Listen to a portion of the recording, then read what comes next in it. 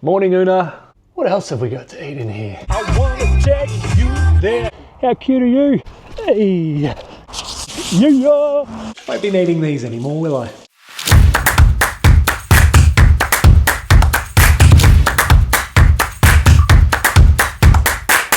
Morning, guys. Morning, Una. She doesn't talk much. Well, she's in another video because you subscribed. I told you she'd make another appearance. So, you're thinking of running a 100-kilometer ultramarathon. What the bloody hell is wrong with you? That's what people say to me, and that's why you're watching. I'm here to help you. Well, not in the bedroom, but out on the trail. That's right, I'm here to tell you about what I learned and all of my experiences on my 100k ultramarathon. So hopefully these tips can help you come your time. What do you reckon? Should we go have some brekkie? You really don't talk much. Let's be honest, it's just an eating contest, right? So make sure you get a good brekkie in. Bit of granola. What else have we got to eat in here? Oops, dropped the coffee mug. Right, enough food talk, let's get out of here. Let's head off to my favourite park, Stanmer Park. Well done, Una, seatbelt on, good girl. I wanna take you there. Now, let's state the obvious, an ultra marathon. It's long, it's bloody long. So my very first piece of advice is run slow. When you think you're going slow, probably go slower. Run your own race. Don't run pace. Look at your heart rate, keep it in zone 3. It's a 100k race, remember that. You got all day and night. By being smart, I get the race done. I've never had a DNF. Right, so you're 10k in, you've come to a big hill. Take this opportunity to walk. It's okay to walk, don't be ashamed, because guess what? You're still moving forward. Embrace the power hike, and if you've got trekking poles, you can check out my other video, how to use trekking poles correctly. By using these, you're gonna power up the hills like you're running anyway. Take this opportunity while you're walking to fuel. Basically, by eating early and getting those sugars in, you're feeding your brain, because your brain needs sugar. That's when you have those lows. If you're not feeding your gut, you're not feeding your brain. Don't rely on aid stations for all of your nutrition. So my top tip is to plan your own nutrition, have it in your backpack, walk into your aid stations, top up your water, walk out eating. Another big thing that I learned when I came into the major aid station, when I came in, I was searching for my drop bag. The organisers unfortunately lost my drop bag. Why? Because my drop bag was black. It wasn't easily identifiable. Make sure it's a bright coloured bag or something that's easily identifiable. Right, so you've come up the hill, you're 10, 15 Ks in, but guess what? You haven't fueled properly. You're gonna start to have downs. Downs are normal.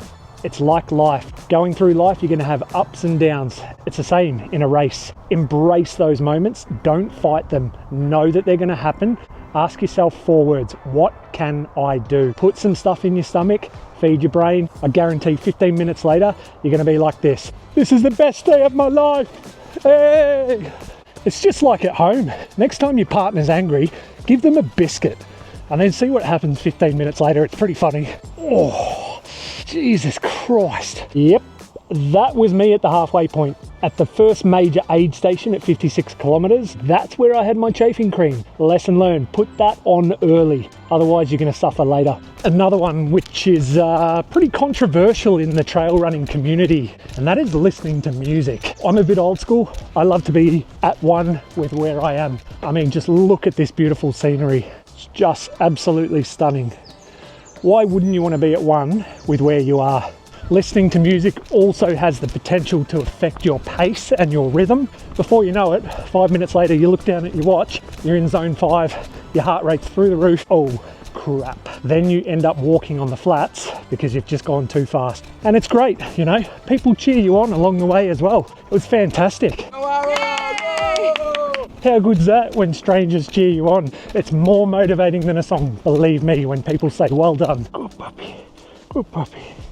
How cute are you? Does that stick a bit big for you or? Nah, never. Honestly, it's just why I love trail running as well. You just make friends with all the dogs. But there's a reason why Una's in these videos. The stuffed dog that you saw this morning and in my previous videos.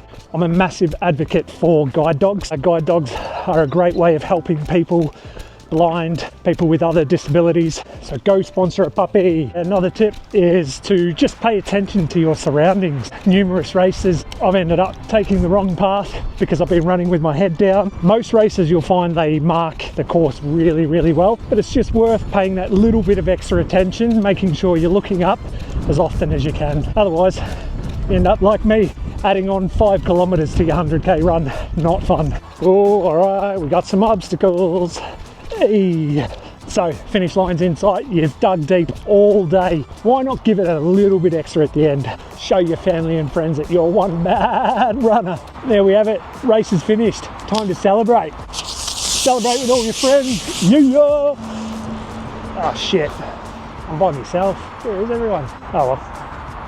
Once you finish your champagne, don't get too carried away, because guess what's important? Your recovery. I'm going to talk about that next. Let's go. I'll show you what I do after a race. Rising up to the challenge of a rival. So you finish running all day, all night for one of these. It's now time for your recovery. First up, you're going to need an ice bath. If you think I'm having an ice bath after 8 kilometers today, you got another thing coming. So after 24 hours, I'm going to start my active recovery. Previously, people would say the RICE method. Now that's still good. Rest, ice, compression, elevation. Yeah, but that's also very old. So you want to start doing your stretches, do a bit of yoga, open up your hips. It's definitely going to speed up your recovery the more you get your body moving.